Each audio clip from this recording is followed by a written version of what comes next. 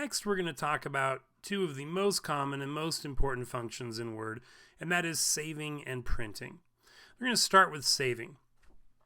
If I come here and I have this blank document, let's say that I'm working on a project and it needs to have 3 lines in my project. So I'm going to go here and I'm going to type line number 1. Now, even though I'm looking at this on my screen and I have line number 1 sitting on my page, the reality is that this doesn't exist in any permanent format on my computer yet. Right now, this is just a temporarily saved document, and if something were to happen, let's say that Word were to crash or my computer were to shut down, something like that, then there's a very good possibility that I will lose what I've done so far. Now, there are some safety mechanisms built into Word where it will try to recover it, and it's great when it works well, but it's a terrible, terrible feeling when you've been working for an hour on something and then there's a little glitch and Word crashes and you lose, half an hour of that work, 45 minutes of that work, or all of that work. So a very good habit to get into is saving early and saving often. When I start working on a paper, I usually save it right after I've written the first couple of sentences. Then I'm in the habit of updating that save very regularly as I continue forward. And we're going to talk about what those mean in just one second. So first, let's go ahead and just save this document. And there are a couple of ways that I can save it. I have a little icon here in my toolbar that looks like a black floppy disk. If I click on that, that will save it. If I go to File, you'll see I actually have 2 options here. I have Save and I have Save As. Now, those do different things, and we're going to talk about what those different things are. But when the first time you save a document, like I'm going to do now, they actually do the exact same thing. Once you've saved it once, then they do different things from that point on, and we'll talk about that in just a minute. Another way that I can save it is by using the keyboard shortcut.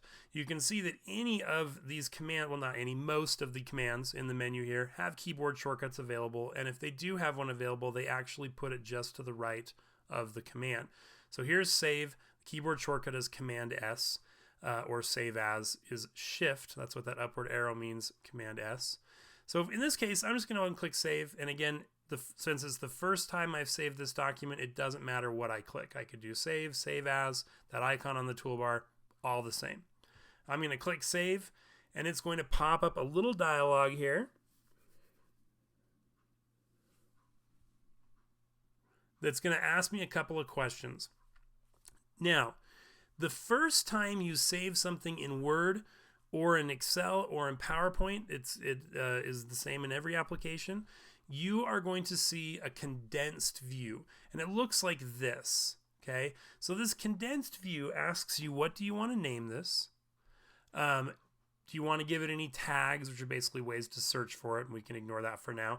And where do you want to put it? Okay, now the problem with the condensed view is that I only have this little list of places to put it. I can't put it anywhere I want on my computer. I have to pick from one of these little things in the list. If I want to be able to browse to any folders in my computer and put it anywhere I want, I need to click this little arrow to the right of Save As, and that expands the save dialog so that now I can browse to anywhere on my computer that I want to.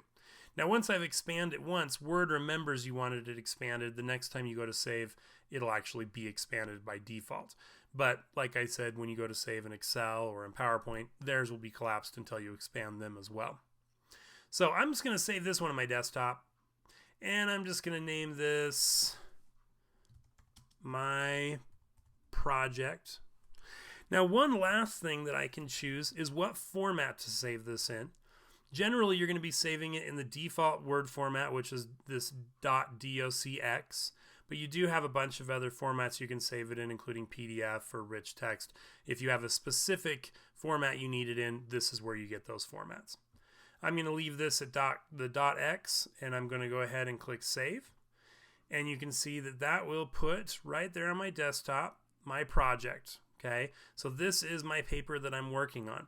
And if I do a quick view of this, which we're going to learn about in another video, I'm going to go and select that in its spacebar, and you can see that it has my one sentence there. It's saved exactly the way that I wanted it to. Okay.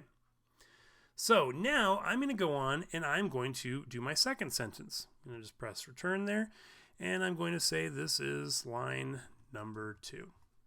Now, if I come back over to my document on my desktop and I do that quick view again, what you're going to see is that it doesn't have my second line because it only saves it when I tell it to. So anything I've done since I saved it is still in that temporary memory and hasn't been put permanently to my file. So I want to put this permanently to my file, so I want to save it.